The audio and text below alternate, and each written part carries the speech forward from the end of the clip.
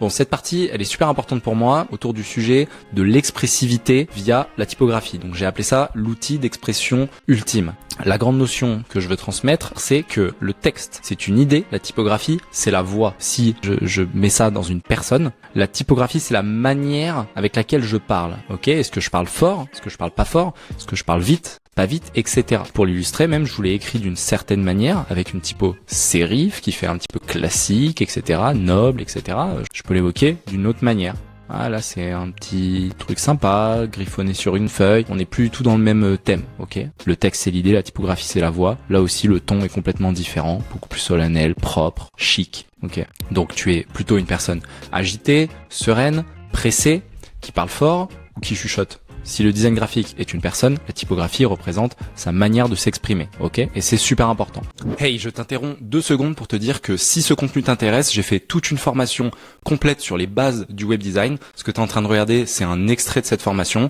Elle dure environ 4 heures. Je te mets le lien juste en dessous. N'hésite pas, si ça t'intéresse, à aller checker et on reprend tout de suite. Donc tout le sujet, c'est d'être capable, en utilisant simplement le médium typographique, d'exprimer une idée précise de manière impactante. Exemple immédiatement. Putain de merde, ok? Qu'est-ce qui fait que ça match? Parce que j'ai matché l'idée putain de merde avec une typo qui transmet quelque chose en lien. Ici, on est sur une typo très BD et elle est utilisée de manière très grosse. Vous voyez, elle sort du cadre. Voilà, j'utilise pas la couleur, hein. J'ai mis des gris neutres comme ça pour qu'on utilise simplement la forme et qu'on soit pas du tout atteint par autre chose que la forme. Et pourtant, ça arrive déjà à créer quelque chose. Ok, c'est comme si c'était écrit au marqueur. Ça déborde du cadre, c'est expressif et ça match avec cette idée-là qui est vraiment une exclamation brutale. Et ben, ça fonctionne. Juste après, alors, et je vous ai mis le nom des typos en bas à gauche aussi.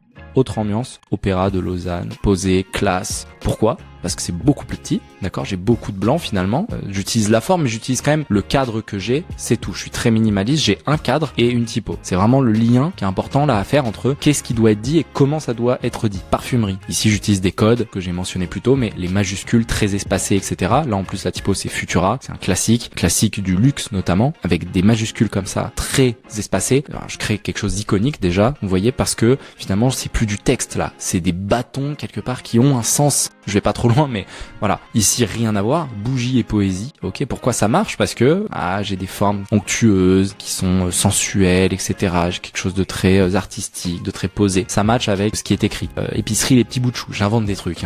Pourquoi ça fonctionne? Parce que j'ai une typo un petit peu grasse comme ça, mais qui est très friendly. Ok, rondouillette, sympa. Elle a quelque chose de très sympa, très humain. Ok,